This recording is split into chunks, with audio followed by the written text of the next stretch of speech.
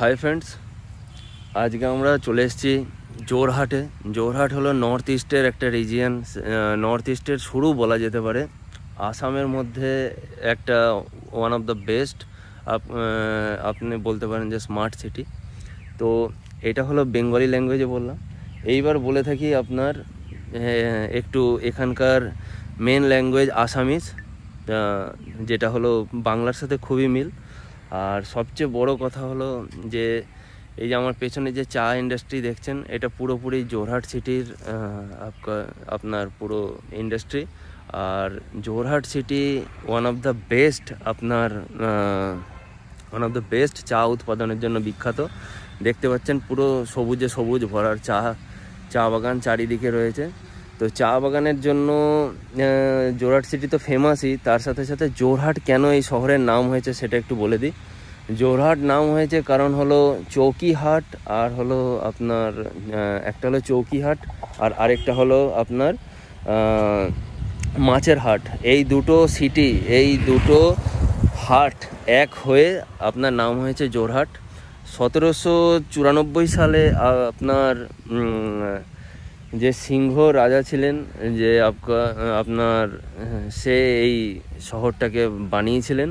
আর নাম তখন আসামের রাজধানী রেখেছিলেন গৌরীনাথ সিংহ আপনার নাম রেখেছিলেন যে আসামের যে ক্যাপিটাল হবে সেটা জোরহাট হবে। আর তারপরে 1875 সালে আপনার জগন্নাথ বড়ুয়া এইটা প্রতিষ্ঠিত করেন জোরহাট সিটিটা। জোরহাট সিটি 72 কিলোমিটার স্কোয়ারে পুরোপুরি একদম ছড়িয়ে রয়েছে। আর পুরোপুরি দেখতে পাচ্ছেন যে চা বাগানে ঘেরা, চারিদিকে চা বাগান রয়েছে। আর সবচেয়ে বড় কথা হলো জোরহাট সিটির সবচেয়ে পজিটিভ জিনিস হলো এখানে চা উৎপাদনের সাথে সাথে নানা ধরনের মাছ। বাঙালির সাথে অনেকটা কালচার মিল। আসামিজ এখানকার প্রধান ভাষা। আর এখানকার লিটারেসি রেট যদি বলা যেতে পারে তো 90% আপনার লিটারেসি রেট। আর সেক্স রেশিও যদি আপনি বলেন তো 1000 পুরুষে এখানে 951 জন মহিলা আছেন। আর সবচেয়ে বড় কথা হলো এখানকার যে আবহাওয়া একদম নর্থ ইস্টের মতন। আর কিছুটা কালচার যেমন দুর্গাপুজো, তারপরে বিহু এখানকার প্রধান উৎসব, কিন্তু দুর্গাপুজোকে এরা খুব ভালোভাবে সেলিব্রেট করে। আর আমি নিজে অবশ্য বাঙালি, তো বাংলার অনেকটা কালচার এরা অ্যাডপ্ট করেছে, কারণ সাথে আপনার লাগোয়া বলতে পারেন যে পুরো এরিয়াটা রয়েছে। আর শিবসাগর আগে ছিল, কিন্তু যে আপনার সিংহ রাজা ছিলেন সে কি করেছে, শিবসাগর থেকে জোরহাটকে আপনার জোরহাট শহরটাকে আপনার ক্যাপিটাল ট্রান্সফার করেন 1794 সালে জোরহাট সিটিতে ক্যাপিটালটা ট্রান্সফার হয়। আর দেখতে পাচ্ছেন চা বাগান কতটা জোরালো, গ্রিনারি। যদি আপনারা ঘোরার জন্য খুবই আগ্রহ থাকেন তো এখানে আসতে পারেন, কারণ গ্রিনারি একটা খুব বড় এফেক্ট আছে এখানে। চা বাগান, চা উৎপাদনের জন্য এই সিটিটা সবচেয়ে বেশি ডেভেলপ হয়েছে। আর এখন এগ্রিকালচার ইউনিভার্সিটি থেকে শুরু করে আপনার অনেক ইঞ্জিনিয়ারিং কলেজ এবং পড়াশোনার একটা আসামের one of the best hub হয়ে গেছে। এবং কি পড়াশোনার দিক থেকে গুয়াহাটির থেকেও এগিয়ে রয়েছে আপনার জোরহাট সিটি আসামের one of the best city. আর যে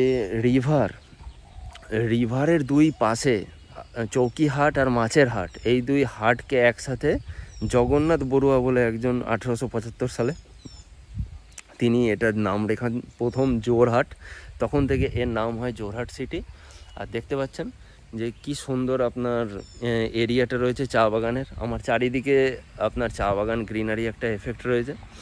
আর সবচেয়ে বড় কথা হলো জোরহাট সিটির আপনার লিটারেসি রেট কিন্তু অনেকটা হাই, আপনার আসামের 90.01%। তো সেন্সাস 2021 হিসাবে আপনার জোরহাট সিটির লিটারেসি রেট খুবই বেশি অন্যান্য শহরের থেকে। আর সবচেয়ে বড় কথা হলো এখানকার গ্রিনারি এফেক্ট আর মুক্ত অক্সিজেন। আপনারা শহর থেকে যদি একটু দূরে যেতে চান তো জোরহাট সিটিতে এসে ঘুরে যেতে পারেন। এখানে অনেক পিকনিক স্পট আছে, অনেক বার্ড লাইফ সেঞ্চুরি আছে, ওয়াইল্ড লাইফ সেঞ্চুরি আছে। আর কাজিরাঙ্গাও 100 কিলোমিটার দূর এখান থেকে, খুব একটা দূর নয়। কাজিরাঙ্গা ন্যাশনাল পার্ক আছে, যেখানে অ্যাক্সিং গন্ডারের জন্য খুবই ফেমাস। আর সেটারও ভিডিও আমরা এর সাথে সাথে আপলোড করে দেবো, এর পরের সিরিজে আসবে। আর রিয়েল ফ্যাক্ট এটাই যে যোরহাট সিটিতে আমরা পা রেখেছি, এইবার আস্তে আস্তে করে একটা একটা করে ভিডিও বানাবো। আপনার যোরহাট সিটিতে কি কি জিনিস ফেমাস আছে আর কি কি জিনিস যোরহাটে আপনার রহস্য খুলবে, আপনার সঙ্গে থাকবেন। দেখা যাক কি কি রহস্য আরও যোরহাট সিটিকে কেন্দ্র করে আছে। মেন প্রধান এখানকার ভাষা আসামিজ, আর ব্রাহ্মিজরাও এখানে কিছু কিছু আছে, কিছু কিছু নাগাল্যান্ডের লোকেও আছে, কিছু কিছু মণিপুরিও এখানে সেটেল আছে। আর রাজস্থানীরাও অনেক দোকান পাশা খুলে নিয়ে বসেছেন, তো রাজস্থানীরাও এখানে খুব বেশি ভালোভাবে মানে এখানে এসে সহবাস করা মানে থাকার চেষ্টা করছে। আর মানে মিক্সড কালচার বলতে পারেন এখানে আসামে যোরহাট সিটিতে আপনারা দেখতে পারবেন। আর সবচেয়ে বড় কথা হলো এখানকার আবহাওয়া খুবই এখন খুব একটা ঠান্ডা এখানে বলা যায় যে এখনও পড়েনি, কালী পুজো শেষ হয়ে গেছে, তো দেখা যাক কতটা কি হয়। আর একটা একটা করে যোরহাট সিটির আমরা রিয়েল ফ্যাক্টকে তুলে ধরবো, রিয়েল ফ্যাক্ট স্টোরির সাথে। আর রিয়েল ফ্যাক্ট স্টোরির সাথে আপনার সাথে থাকবে উৎসব চ্যাটার্জি, আমি, আর আপনার সঙ্গে থাকবেন আপনার। আর যোরহাট সিটির সবচেয়ে মেন যে উৎপাদন জিনিস সেটা হলো চা, এগ্রিকালচার থেকে এদের ইনকাম হয়। আর যদি দেখা যায় তাহলে 2100 পার কিলোমিটারে 2100-র মতন ডেনসিটি আছে। তো এটা জেড সিটিতে পড়ে, এটা ক্লাস এক সিটি নয়, এটা জেড সিটিতে পড়ে। তো তা সত্ত্বেও সিটিটা খুবই ডেভেলপ এবং সব কিছু শোরুম এবং সব কিছু আপনার সব কিছু ফেসিলিটি এখানে অ্যাভেলেবেল আছে। তা সত্ত্বেও যেহেতু পপুলেশন কম, তাই জেড সিটির আন্ডারে একে রাখা হয়েছে। মিউনিসিপ্যাল এরিয়া, এটা যোরহাট মিউনিসিপ্যাল বোর্ডের আন্ডারে আসে। আর ভোগদই বলে যে নদীটা আছে তার দুই দিকেই এক মাছের হাট আর এক হলো চৌকি হাট, যে এই দুটো হাটকে একসাথে যোরহাট বলা হয়। জোর মানে হলো এক করা, আর হাট মানে হলো মার্কেট বলা যেতে পারে। তো আজকে এই পর্যন্তই। এর পরের ভিডিওতে আবার নতুন রহস্য এবং যোরহাট সিটির নতুন নতুন জায়গা নিয়ে তুলে ধরবো আপনাদের সামনে।